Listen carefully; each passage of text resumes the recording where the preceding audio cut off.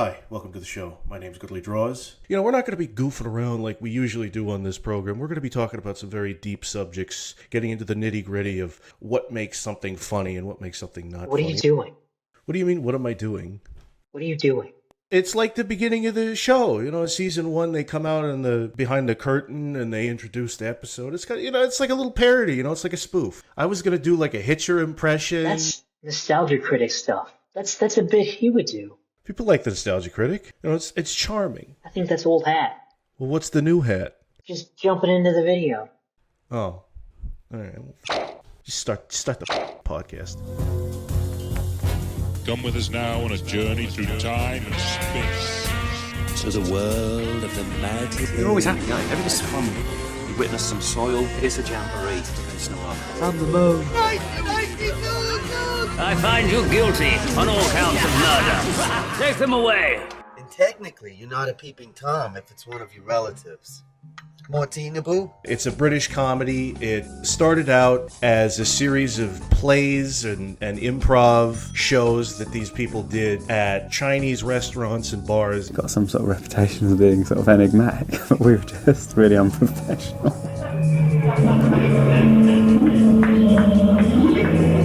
I didn't know anything about theatre or what you did. Speak for yourself. Oh, look at you. I was in a Sartre play at university, I love you now. Then their series turned into like a radio show. Skipping gently on to our next programme, it's time for a spot of the Boosh and another insight into what working life is like at Fossil World.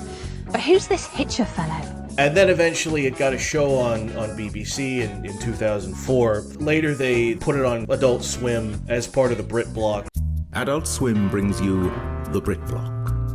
The Office, Look Around You, The Mighty Boosh, and Garth Marenghi's Dark Place.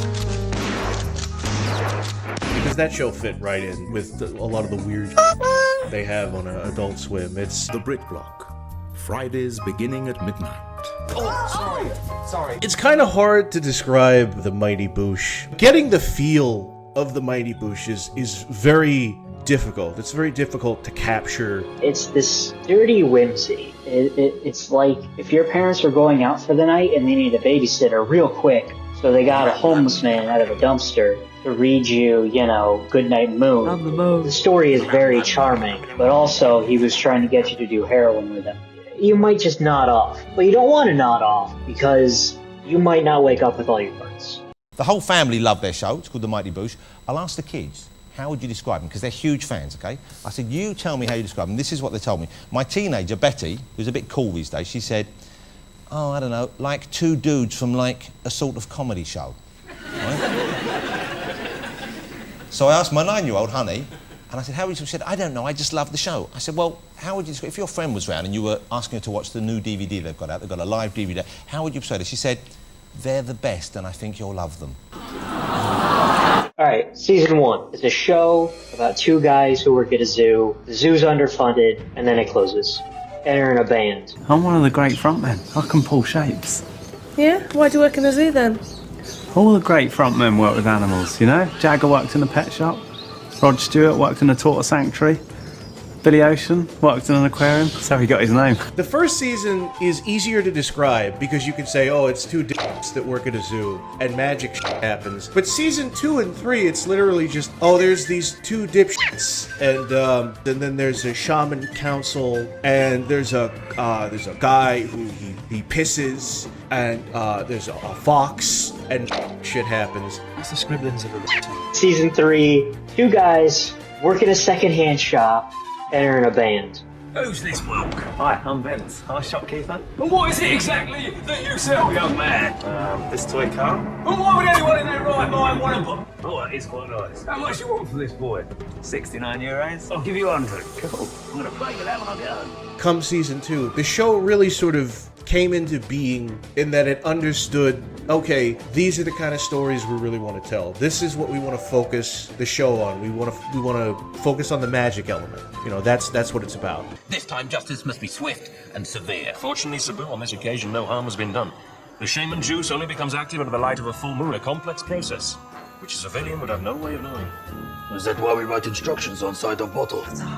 Oh, dear. It's off. This is unbelievable. You pair of plum preserves. Oh, what were you playing at? These are shamanistic secrets, passed down from generation to generation. There's a lot to remember with these spells. Yeah. Hold it under a full moon, put it in the shadow of a virgin. They live in a flat with a shaman and his gorilla familiar. The oldest monkey. Season 1, for some reason, Bolo is the oldest monkey in the zoo, and Naboo is a shaman who is just there for some reason. Like, oh yeah, it's a zoo that has a shaman. Why not? It's that kind of fucking show. Second season, it kind of switches from, Bolo being the oldest ape in the world, and it becomes, actually, no, he's the shaman's familiar. There's no real continuity across the show. Everything changes, not even episode to episode, but even in the episode. Anything can change. A lot of reoccurring jokes revolve around Vince and Howard went to school together, but then they'll jump around to like, oh, they're actually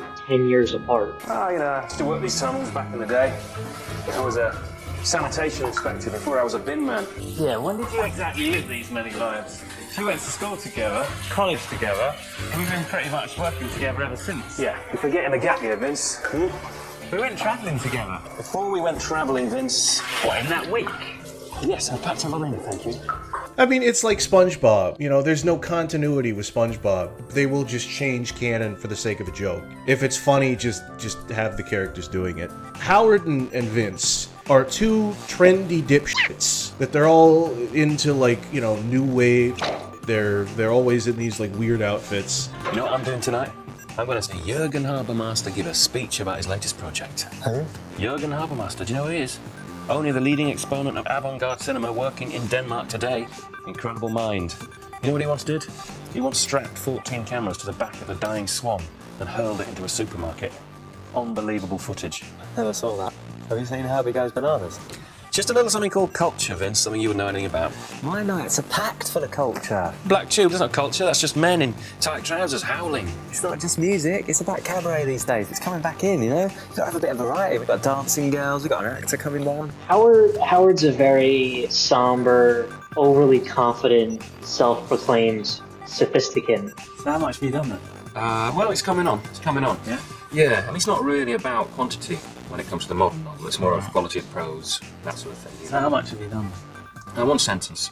And Vince is just Mowgli and flares. That's what he describes it. He describes it best.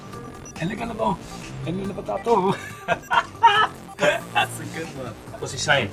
I'm just getting him loosened up, There's some gags, some stuff about rattlesnakes. In India, I danced the king. I want to dance again. Snake charming. Yes. Actually, we can make it a bit more modern. Bring it up to date. Mix in some harsh, tasty beats. Drum and bass style. And the joke between them always comes down to Vince is very soft and happy and, likes going on adventures. And, Howard wants to stay in and work on his novel and spy on Miss Gideon. Who are you? Howard Moon. I work here. You're new. No, I worked here for 10 years. I see you every day, Mr. Gideon. It's me. It's Howard. Crazy Howard. Okay. But I think it really comes across that they care about each other. But also, Howard has sold Vince to further his own career. We don't often get a little cute nubile princess like that around here. Usually old weather-beaten types like yourself. Look, I could never do that, okay? Vince is a friend of mine. So I'll bid you good night. Well, that's a shame. I guess you won't be needing a photo of the one and only, the legendary Yeti. How long would you need him for? Yeah, he does sell. Howard knows what he's doing, but Vince doesn't know any of this is going on. So Howard just sends this crazy redneck after Vince to be essentially.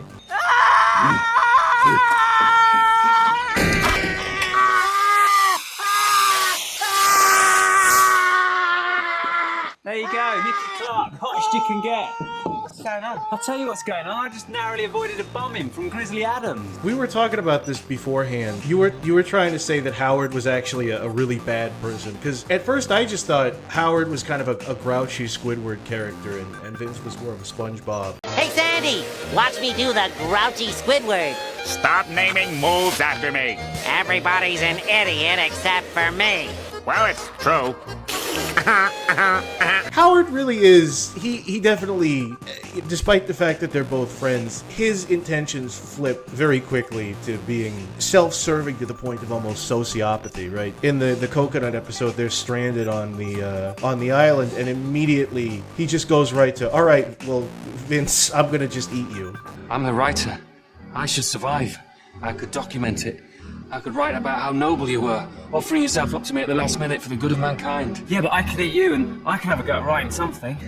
You can't spell. Offer yourself up to me.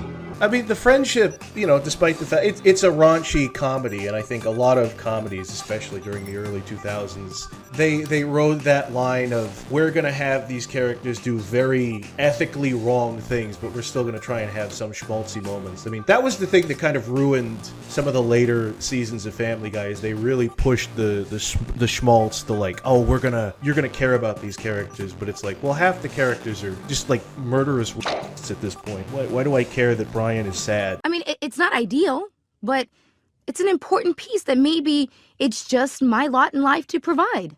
Maybe if I feel bad, they don't have to. You know, that's incredibly noble and mature, Meg. You know, I think you might be the strongest person in this house. You mean that, Brian? Absolutely. You have stolen my dreams and my childhood. People are suffering. People are dying. Entire ecosystems are collapsing. How dare you? The Mighty Boosh really does sort of strike that balance a lot better, because even when horrible things happen, it's a lot harder to take it seriously, because it's got such a boyish charm, like a boyish nature. Let's be as mean as children, but ultimately we still do care for each other. At the end of the day, they all come back together and they laugh and they play fun. We got the fun. We've got that booger water fun. We've got the fun. Forget the P-funk. We got the C-funk. They're both in a band, and I think them trying to make it as a band in the show, that's a big part of the show as well. 50% of the show is the magic, and then the other 50% is these two trendy hipster dipshits are in a band. It does tie into the show, like every episode has a song, and a lot of the songs are weird comedy songs, but they're very well done. Listen to your heart. Everything is good. Nothing before was real. Tiny machine, I am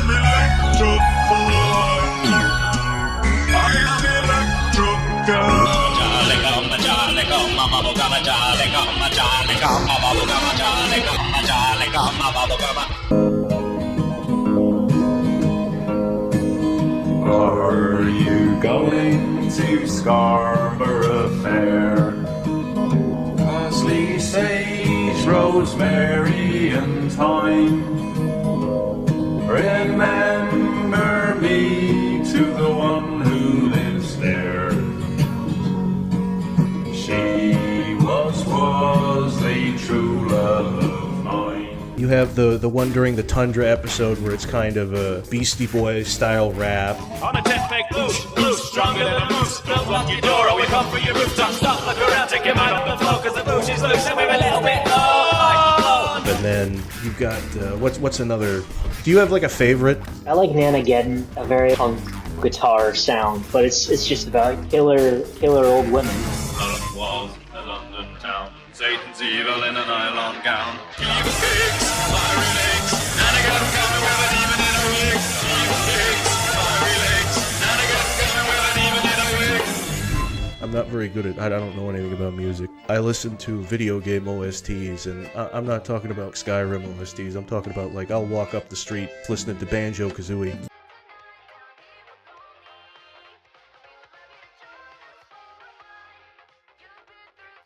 They tackle like a lot of different genres. They're very multi-talented when it comes to that sort of thing. That does tie into the actual, in the show, they're doing different genres almost every episode. I mean, maybe that's why they don't do so well as a band, though, is because they don't really have any kind of a feel of their own. This week it's ska punk, the next week it's rock and roll. The only consistent thing is Howard's into jazz, because he's a sophisticant. No, I hate jazz. You hate jazz? Yeah. You fear jazz. Shut your mouth. Yeah, you fear jazz, don't No, you? I don't. You fear the lack of rules. No. The lack of boundaries. Oh, it's a fence, no, it's soft. Ah! What's happening? The shapes, the chaos. Huh? Has to be simple nursery Stop rhymes it. for you, doesn't it? Stop the simple evil. little dee dee dee dee dee dee. Shut your The mouth, melody Howard. gets abstract. You mess your trousers and run to your mummy. Shut your mouth. Huh? Deep up. Scoop up. Don't start scatting. Beep up. We don't need scat at this point. Beep-a-dee-ba-bow. You better stop scatting. Scoot up. Doo-bop-a-dee. I feel like you can't have a layout about the Mighty Boosh and not mention Bob Fossil. Our final stop on the tour of the Zooniverse, Ivan, the hairy Russian carpet guy. The bear. Well, yeah, if you want to use the Latin. Bob Fossil really is responsible for why season 2 feels the way it does. Maybe it's just because the characters are British, but it feels like a British comedy. All of the characters have the accents. And then here comes this angry... I got a problem with the black and white people at the zoo. You know, the black-eyed Chinese people that eat sticks? Pandas. Oh, I'm Howard Moon. I know how to read. I know all the animals' names at the zoo. And it's not like he doesn't belong there, but he almost feels like he's off the set of a different show. It seems like he's from one of these like Adult Swim shows that kind of just broke in. He doesn't look happy. Well, that's because he's a communist and doesn't understand the service industry. What he doesn't understand is, if Carpet Man don't dance, Carpet Man don't eat. What's the name of his actor? Because he plays a lot of characters. Rich Fulcher. Rich Fulcher. He plays a lot of other characters too. I need to step up to the plate. You sure about this, Lester? As sure as I'm black. I'm a local artist. I put shells on things, you know, like cups and telephone books and shoes. Cool. There's not too much money in it, though. Really? Put the knife down. Bob Fossil doesn't necessarily leave the show. Like, he will show up, but it'll just be in the weirdest places. You know, he's not like a main character anymore. Welcome to the Pie Face Showcase. Whoa, I made a rhyme. My name's Bob Fossil. I'm your host with the most. We got a great act for you tonight. You're gonna love him. I love him. My wife loves him. A little bit too much, if you know what I mean. But you'll see him and you'll be like, what the f*** is he doing here? Oh, it almost feels like a crossover. Bob Fossil is king of zoo. Bob Fossil, he knows smile. I smile sometimes when I'm getting you. Bob Fossil, king of zoo. Get in his way, he come to you. I'm Bob Fossil. If you don't know my name, then you're lame. That was bad. Can we go again? That was no good. Yeah, he is king of... Well, he's king of the zoo. Bob Fossil was great in the radio play. I want a chopper. I want a chopper. Now stop being boring. I'm not being boring. Just let him have a helicopter. No, it's not. It's a bad idea. It's a good idea. It's not. You just want to fly around shooting off flares. I'm not, in the night. Yeah, with an eye patch on. Well, that makes all the difference, doesn't it? I'm not trying to spoil anything, okay? You are. I'd look good in an eye patch. I just think that the only way to catch this guy is by finding out who he is, getting into his psychological mindset. I'm going to draw up a psychological profile, a graph of his movements, find out what makes him tick, get inside his mind. Then and only then will we catch him, safely, quickly, and with minimal risk to the public, okay? Is everybody with me? Yes. We need more flares to the right. I can't even see to the right. I can't see. Take off the eye patch, Corporal. No way. I love it. The radio show, a lot of what happened in the radio show is adapted into actual episodes. He's got one of these zoos for animal offenders, you know? He's got like a rapist crab. He's got a mackerel that exposes himself. He's got a baboon that walks into lifts and presses all the floors. He's got a swan that keys cars. You know, these are bad animals. Right, okay, yeah. Yeah. Yeah. Welcome to my zoo for animal offenders.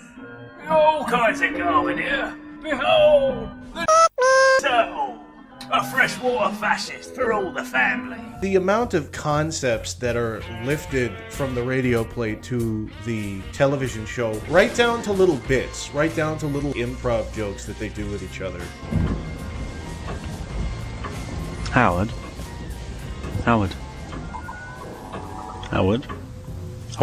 It's better be good. It is good. What? You know the black bits in bananas, are they tarantulas' eggs? Don't talk to me anymore. Howard.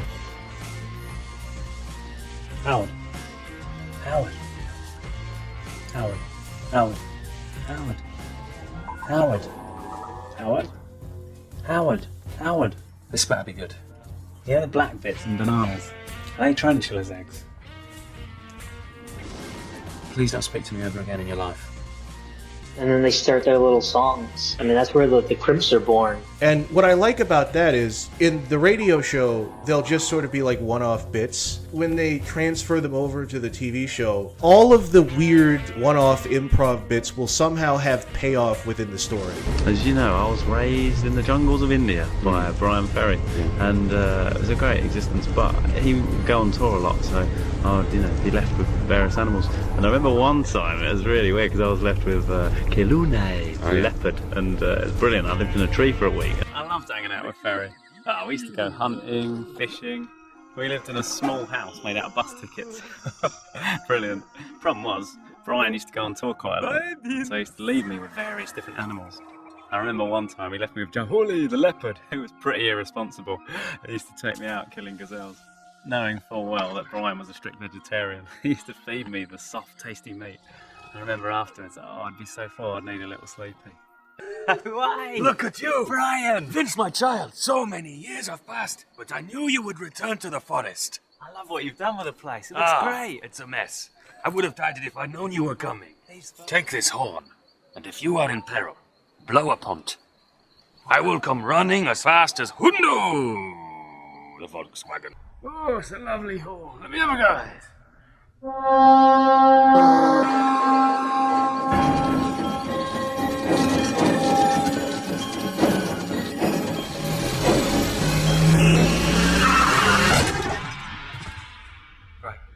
Like, I mean, I think a good example is the Bubblegum Charlie episode. He wasn't Bubblegum Charlie. He was just a book series. Hey, Vince, what's that in your hand?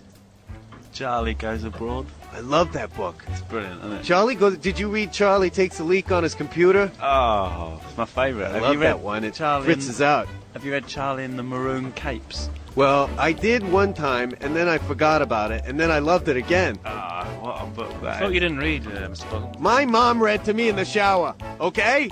And it kind of just fizzles out, and then they go into the next scene. In the episode where they introduce Bubblegum Charlie in the show, it starts out as this story that Vince is telling that he made up. All right, novels. The Charlie books. The Charlie books? Yeah. Well, that pink shape you drew? Yeah, Charlie. I'm talking about books that are going to get published. Mine are published. I'll publish them myself. You photocopy them and you leave them lying around supermarkets inside Weetabix boxes. That's not published, is it? Huh? At the very end, when Vince's books are being plagiarized, then Bubblegum Charlie is invoked. You can't do that. Can I not? Did you copyright it? I photocopied it. You prick! Get rid of him, Fossil! When Charlie finds out about this, he's going to be furious. He's going to come for you. He thinks Charlie's real. This guy's priceless. Good day, sir. You're in a hubba bubba nightmare. I said good day, sir.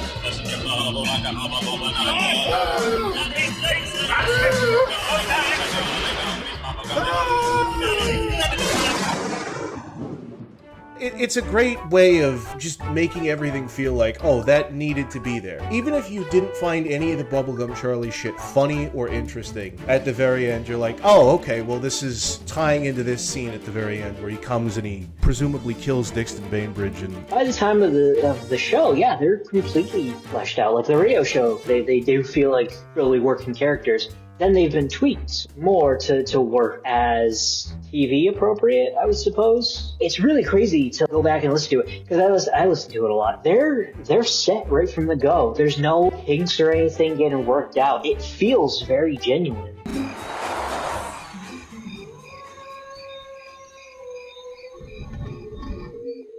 It's a poem from the moon.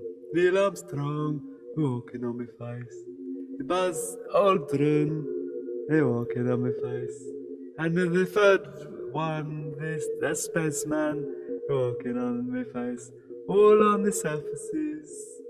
And they're looking at all the stuff the moon has got to offer. Yeah, like the show even looks different between season 1 to 2 and 3, but it still feels like the same thing.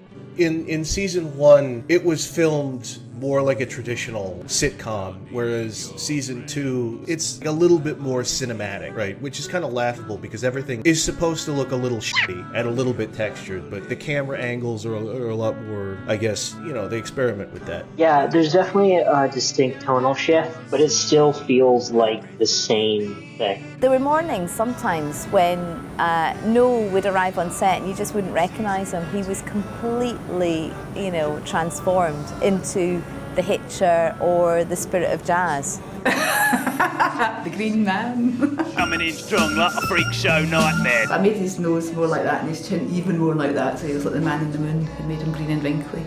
And it just looked evil.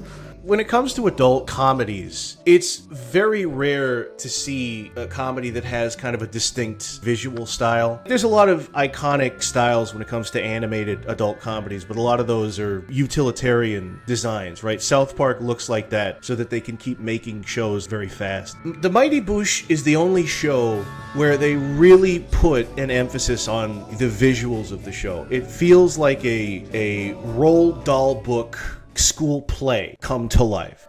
Others say he is a man, pretending to be the devil, with green makeup and special lighting.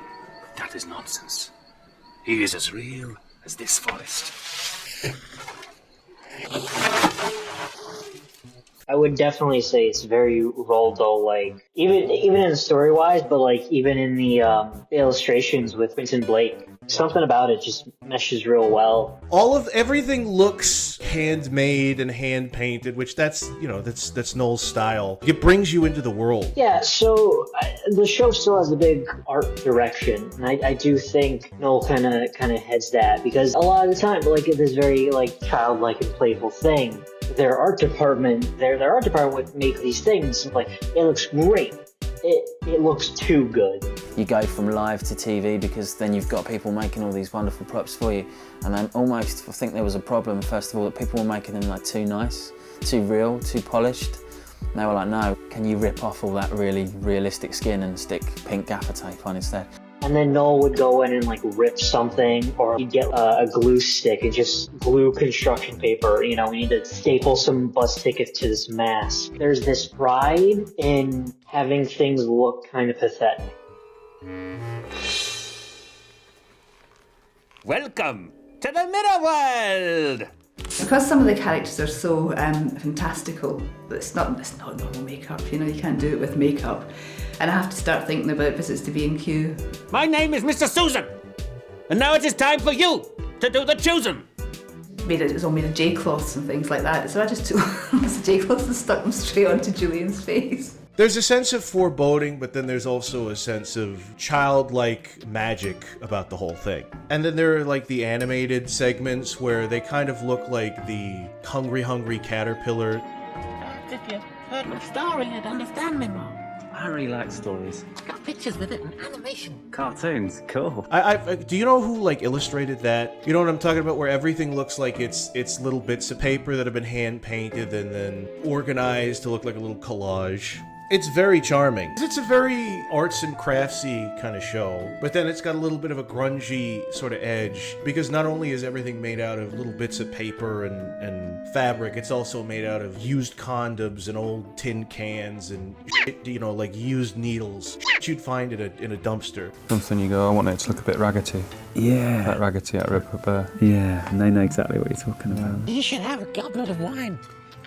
It's not really a goblet, is it? It's sort of a tennis ball cut in half. What is this? Vimto? Blood from a cat's face. Jesus, you like my joke? Go back and make it or go make it look like a 5-year-old kind of tried to assemble it out of used condoms. Move my galoshes and take a seat. These are not really galoshes, are they? They're Johnny's. They're my squishy boots. I really do appreciate the tone, because it's got childlike sensibilities, but they're offset by a lot of harsh grittiness. The characters are kind of mean to each other sometimes, but it doesn't feel ironic. It doesn't feel like, oh, the childlike stuff is just there for contrast. No, it's all cohesive. It didn't start on Adult Swim, but they eventually put it onto Adult Swim because it really does fit in. But there are a lot of shows, especially during the early 2000s, where shows were either offensive for the sake of offensive, or they were weird for the sake of weird. The Mighty Boosh kind of sticks out because it is both of those things, but there's a level of sincerity to the storytelling that, like, it's not winking and nodding and being an asshole about it, like, oh yeah, this is a weird story, right? Like, it takes itself seriously to an extent, but then it's not afraid to put dick jokes and jokes about, I don't know, characters getting and it's a balance that you don't really see with other shows, especially during that era. We have a lot of shows or a lot of pieces of media where the whole conceit of it is, it looks like it's for children and it looks like it's child friendly, but actually that's just the surface level, and below the surface it's really f***ed up and oh, it's existential, right? A lot of things go for that sort of aesthetic, and it makes the top level just feel sort of superficial. Five Nights at Freddy's kind of does that. Don't Hug Me, I'm Scared sort of does that. I like Don't Hug Me, I'm Scared, especially when it got a show on Channel 4. It became character driven and comedy driven. I'm dead. Says here, I'm definitely dead. What else does it say? How did you die? I forgot to drink water. What about us? What does it say about me? Am I dead? Nope. Just me. How do you get to... That's a mistake. Yeah, somebody's jealous. Jealous of me being dead. But it's that kind of idea of, this is trying to pull the wool over your eyes. And even back then, they had, like, Adult Swim had Robot Chicken, where the whole conceit of that is, it's your childhood, but they swear now. What are you doing? You just killed my turtle! Oh my god, I'm so sorry! Hey, what's going on here? Luigi, let's get out of here! It's the comedy duo of Noel Fielding and Julian Barrett. They really balance each other out. Noel Fielding, his style is very recognizable. Where have you hid Noel? Where's my eyebrow? All right, officer. I'll tell you where I hid Noel. It just so happens to be in your wife's big... You leave Mrs. Boombox out of this. Just so happens I like a shapely woman, a woman you can hear coming round the corner.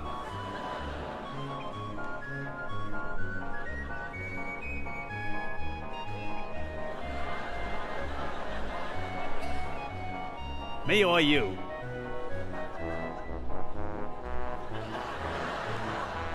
I will never tell you. Never. I never asked.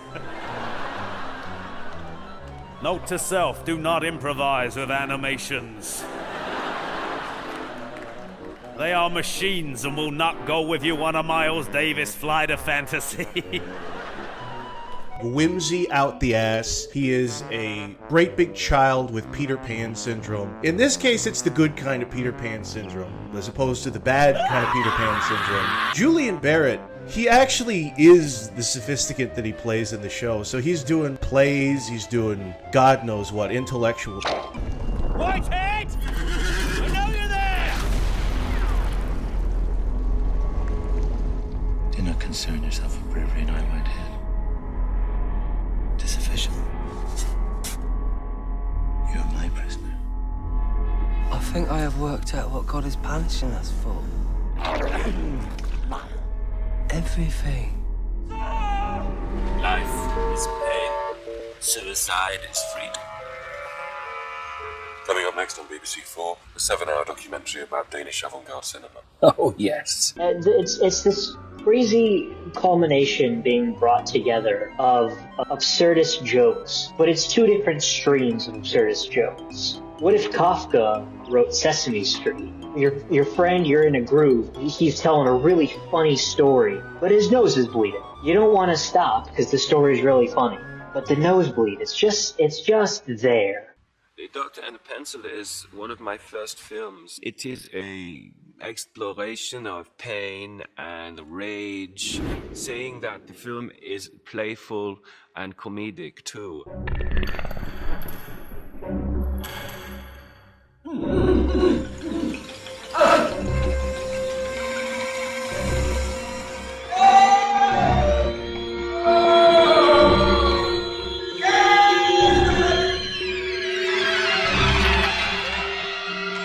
Make the call!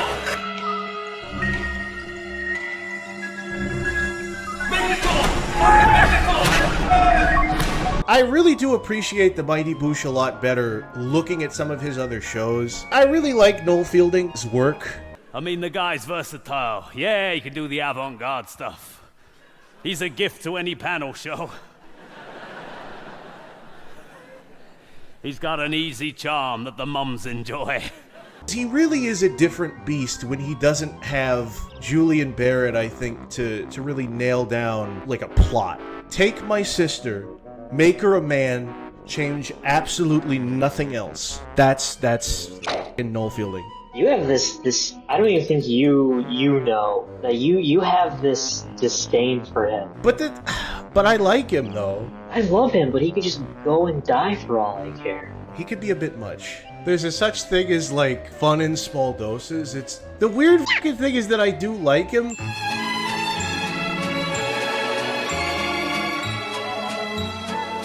I watched Noel Fielding's luxury comedy in which, like, there's no plot. Noel Fielding is God, and he lives in a treehouse with his anteater butler. See me go? You won't be tying at us again, I can tell you that much. How'd you get there so quick? It's miles away. That's how television works. You can cut to anything. Really? Yeah, I call it travelling by television. Let me show you what I mean. Right, scene 1. Smooth asks how travelling by television works. I'm just going to leave that there. That's it, finished. Scene 2. Smooth sits on a large mushroom, deciding which frying pan to buy.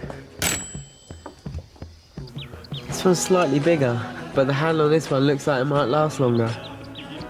And he's literally like, hey everybody, it's me, I'm Noel Fielding. I'm God here. I got a trophy for being Noel Fielding. And I wonder why I keep coming back to it, why I'm so drawn to it. It's Pele holding a china cup. I like it, it's clear, it's direct. But then my eye travels down past his midriff to his boots. I notice the ball, and then it hits me like a thunderbolt. Is it a ball, or is it the saucer for the cup? Exactly. I didn't know you were so deep and complicated, Noel. I'm usually not, but when I do my felt tip drawings, that's when I get pretty deep. But yeah. Where the fuck are the jokes? This is just happening. I think he's an artist comedian. He puts his art before his comedy. These two actually were in my last show. They're the only two that I didn't sell that I wanted to keep myself. This one's called In Your Garden. And that one's called 15 Minutes Before It Happened. This is just a sign, obviously, for no bananas. And this one's called Fluffy Hop. This is my favourite taste, but I haven't actually worked it out or anything yet. It's basically it's a sort of a table shark, studio shark, $3.99. I'm going to put this on an antique table. I just like the idea of shark fins coming out of different things. Because you can tell from like season 1 to 2 of luxury comedy that like he needs to be reined in. Otherwise, the art takes over the show. There's one or two okay bits throughout the whole thing, but it makes absolutely no sense, right? With the Mighty Boosh, there's a lot of weird improv that happens. But every weird off comment that a character makes somehow ties back into this coherent plot. And you're just watching the show the whole time. You're like, what's going to happen next? How is one thing going to lead into the next thing? Because luxury comedy, we talked about this before, it got 2 seasons, and they had to completely change the second season. I mean, I've never had a job before. No one's going to give me a job in real life, are they? No, who are you talking to? The people watching at home. Just giving them a way in, you know, a friendly map and compass. Because apparently last time, a couple of people were confused. Because it had no narrative structure whatsoever. It was a sketch comedy, which I don't think Noel Fielding is great at sketch comedy. Talking shit. Fish finger for later. Fish finger for later. Fish finger for later. It doesn't make any sense, okay? It's f***ing stupid, okay? What you need here is elevation, okay? There actually has to be something that happens that's actually funny. What the f*** is happening here? A mashed potato revolver. What the f*** is happening here? You know, like his characters need some kind of story structure to be interesting, or else it's just, these are weird characters doing weird things. The Mighty Boosh is like a Roald Dahl book or a Tim Burton movie, but when you get Noel Fielding on his own, he literally is, it's Yo Gabba Gabba for people who like dick jokes. It's 30-year-old men with a frat boy college sense of humor, but they also want to see colors and shapes like flying around. That's sort of the curse of being an artist, is that it's your instinct, it's your drive, it's your goal to want to have your unfiltered vision on the screen. You know, and you don't want to be bogged down by suits or, you know, executive types. But every time an artist has complete creative control, he ends up making this mental masturbation where he falls in love with his own style. Me and a buddy of mine, we've been talking about this. Some of the best shows, the best movies, the best books, they're co-created by two creative types, right? You've got Matt Stone and Trey Parker, Hanna and Barbera, what's a third thing? Yeah, like Batman the Animated Series with like Paul Dini and Bruce Timm. Seinfeld was written by Jerry Seinfeld and Larry David. Yeah, because in that instance, right, there are no stuffy executives to sort of muffle things, but you also don't have an artist who has too much of an inflated ego. You have two creatives, they both get to express themselves, they both understand each other, but they also have to fight for their ideas. One can challenge the other and vice versa. And that's why you need a balance, right? George Lucas needed like a second George Lucas. Tim Burton needs a second Tim Burton. It's a little disjointed. Seems like a lot of short scenes. It's bold in terms of jerking people around, but I may have gone too far in a few places. George Lucas needs Steven Spielberg, so we get Indiana Jones 1, not Temple of Doom. Everybody hates Temple of Doom. The thing is, I've never seen any of those films. I just know them through osmosis. That first one's fantastic. Is Temple of Doom really bad, or is it just really dark? It's bad, and it gets annoying in parts. Because that's what I hear about it, is it's just very dark. This isn't about Indiana Jones. And why are we talking about the Boosh? Why did we do this? I don't know why we're talking about the Boosh. Why don't we ask the moon? That didn't really clarify anything. I don't even know who that guy is. I hate the moon. Oh, one more thing. Did you know that they were going to make a movie back in like 2019? There was going to be a Mighty Boosh movie. I've definitely heard over the years of like them talking about it, saying like, yeah, scripts being put together. That's the thing, is I think Netflix was working on it with them, but there was way too much blackface in the series, so they had to cancel it.